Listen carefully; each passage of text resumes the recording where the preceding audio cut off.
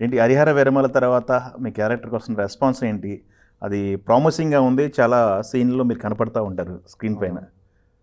So of course అది మంచి establish అయింది. చాలా మంది చూశారు. ఓకే. నాకు పర్సనల్‌గా తెలిసిన వాళ్ళ ఫ్రెండ్స్ కాక జనరల్ అంటే పబ్లిక్ ఇన్ని రోజులు నేను ఎవరని తెలియని వాళ్ళు కూడా గూగుల్కి వెళ్ళి వాళ్ళే ఎవరు చేశారు ఈ పాత్ర అని చెప్పి ఇప్పుడు నాకు మెసేజ్లు పెట్టి వెల్ డన్ అని చాలా మంది మంచి అప్రిషియేషన్. మీరు ఫిల్మ్ బ్యాక్గ్రౌండ్ ఉన్న వ్యక్తి, ఇన్ని రోజులు ఇలాంటి క్యారెక్టర్ పట్టడానికి ఎందుకు లేట్ అయింది? లేకపోతే మీరు అనుకోలేదా యాక్టింగ్లోకి రావాలని? ఈ క్యారెక్టర్ ఎలా వచ్చింది మీ దగ్గరికి?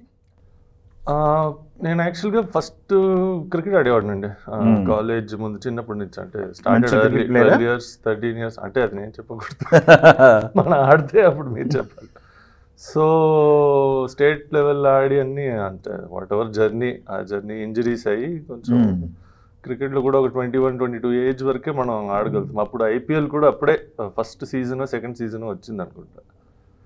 సో నో ఫ్యూచర్ అంటే ఒక ఏజ్ దాటితే క్రికెట్లో అంత ఫ్యూచర్ లేదు. యూ కెన్ కీప్ ప్లేయింగ్ కానీ దాని నుంచి మనం కెరియర్ ప్రోగ్రెస్ చేయలేము. సో క్రికెట్ ఆడేటప్పుడు ఫస్ట్ నుంచి నేను కథలు బాగా చెప్తా. అంటే మరి క్యాంప్స్కి వెళ్తాము, రెసిడెన్షియల్ అందరు కలిసి ఉండడం. సో నైట్లో పడుకునే ముందు టీవీ, అప్పుడు సెల్ ఫోన్స్ కూడా ఇప్పుడు లేవు కాబట్టి బాగా కథలు చెప్పేవాడిని. చాలా మంది ఎంకరేజ్ చేశారు, ఫ్రెండ్స్, మన టీమ్మేట్స్ అందరూ. ఓకే, కథలు రాయొచ్చు కదా అని. సో అటు కొంచెం ఇంట్రెస్ట్ వచ్చింది సినిమాలో. సో కథలు రాయడం మొదలెట్టి అక్కడి నుంచి సరే మన డైరెక్షన్ చేద్దామని. క్రికెట్ కెరియర్ అయిన తర్వాత ఆల్మోస్ట్ ఒక 2-3 years full fledged film school, దాని తర్వాత ఈ డైరెక్షన్ చేద్దామని ఉన్నాను. కానీ ఆపర్చునిటీస్, మాది ఒక బ్యానర్ ఉంది, ప్రొడక్షన్ బ్యానర్. ఓకే. సో ఆ ప్రొడక్షన్ ఫస్ట్ మన డైరెక్షన్ చేద్దాం అని, ఫ్యూచర్లో చేయగలుగుతాము, ప్రొడక్షన్ స్టార్ట్ చేసాం. ఓకే. చిన్న చిన్న ప్రాజెక్టులు చేశా కానీ మేజర్గా ఏంటి పెద్ద ప్రాజెక్టులు చేయలేకపోయాను. సో ఆ టైం ఫ్రేమ్లో మెల్లిగా మీరు ఈ క్యారెక్టర్ మీకు సెట్ అవుతుంది, ఆ క్యారెక్టర్ మీకు సెట్ అవుతుంది అని చాలా మంది చెప్పి యాక్టింగ్ కూడా ఒకవేళ మన ఆపర్చునిటీ వస్తే డెఫినెట్గా చేస్తానని, అంటే నేను డిసిషన్ నేను ముందే తీసుకున్నా కానీ ఆ ఛాన్స్ ఎప్పుడు రాలే ఆ టైంలో. ఓకే. పోతూ పోతూ మెల్లిగా వచ్చింది. అంటే మా ఫ్రెండ్ లక్ష్మణ్ చదలవాడ అని STTV ఫిలిమ్స్ వాళ్ళది. లక్ష్మణ, ఓకే, చదలవాడ శ్రీనివాస్ గారి అబ్బాయి. తనది గ్యాంగ్స్టర్ గంగరాజన్ సినిమా. అవును. సో ఒక క్యారెక్టర్ ఉంది చేస్తామని అడిగాడు. నేను అప్పుడు ఎక్కువ ఆలోచించలే. అంటే ఫ్రెండ్ కొంచెం అంటే ఇలాంటి అవకాశం రావడం, అంటే ఫ్రెండ్గా ఉన్నాడు కాబట్టి ప్లస్ ఈజ్ ద ప్రొడ్యూసర్, కొంచెం మనకి కంఫర్ట్ ఉంటుంది అని సినిమా చేశాను. దాని తర్వాత ఇమీడియట్గా వాళ్ళ బ్యానర్లో ఇంకొక సినిమా చేశాను. అది చేసేటప్పుడు ఆ సినిమా కోసమే గడ్డం పెంచుకుని కొంచెం వాళ్ళు వెయిట్ పుట్ ఆన్ చేయమన్నారు. అది చేసినప్పుడు క్రిష్ గారు నన్ను ర్యాండమ్గా ఒక లంచ్ ఎక్కడికో వెళ్తే ఆయన కలిశారు.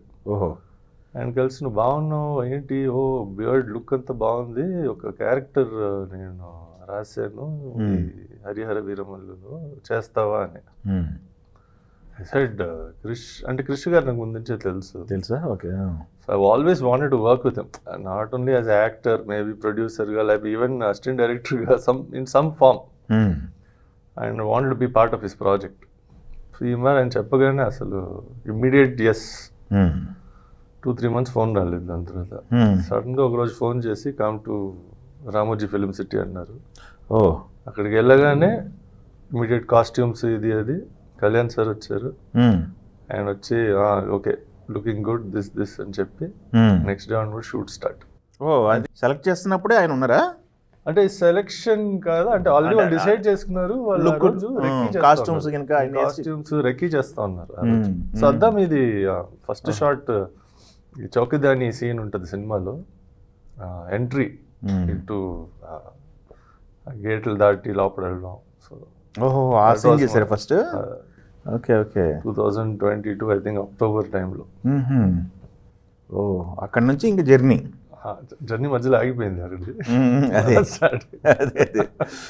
కోవిడ్కి ముందు కదా అది.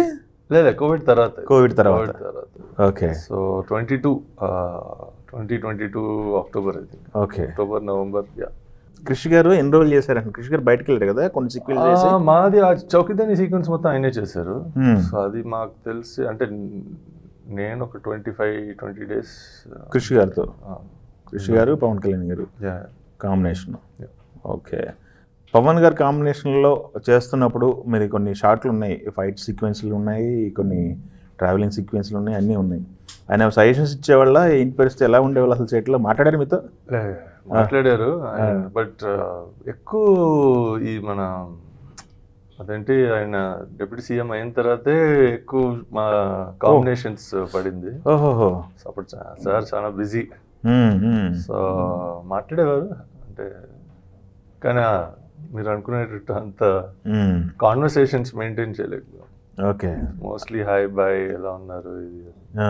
బట్ ఆయన సీక్వెన్సెస్ చేసేటప్పుడు వి ఆల్వేస్ అబ్జర్వ్డ్.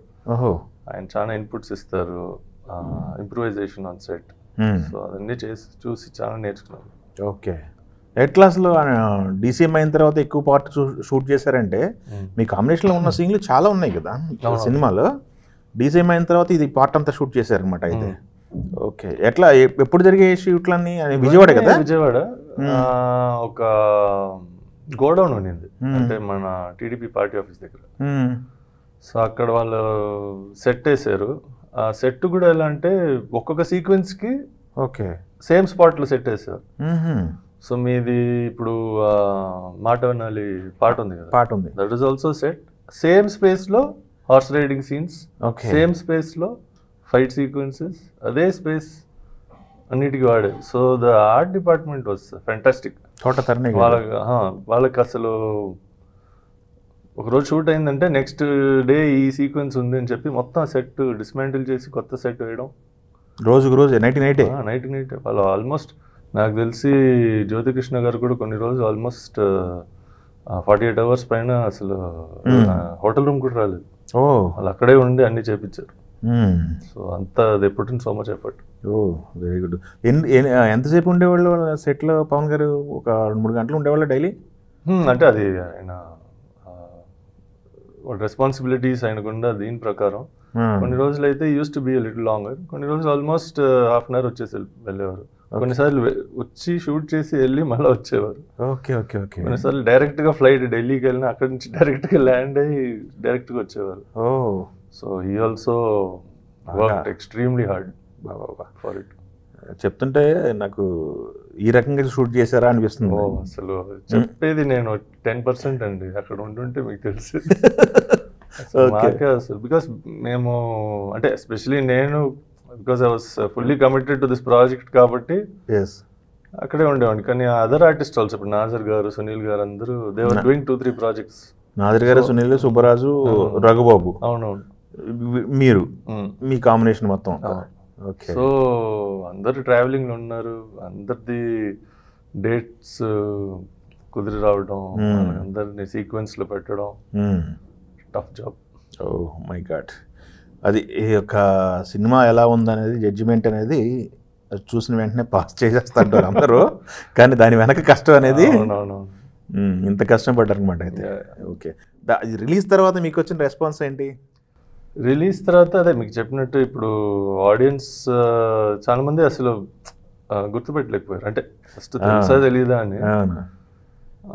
కానీ thanks to social media and media in general కొంచెం వర్డ్ స్ప్రెడ్ అయింది. గూగుల్లో చాలా మంది సెర్చ్ చేశారు, సో తెలిసిన వాళ్ళు రెస్పాన్స్ ఇస్తున్నారు. Okay, good good, you did well అంటే బాగా ఎస్టాబ్లిష్ అయ్యావని. ఓకే.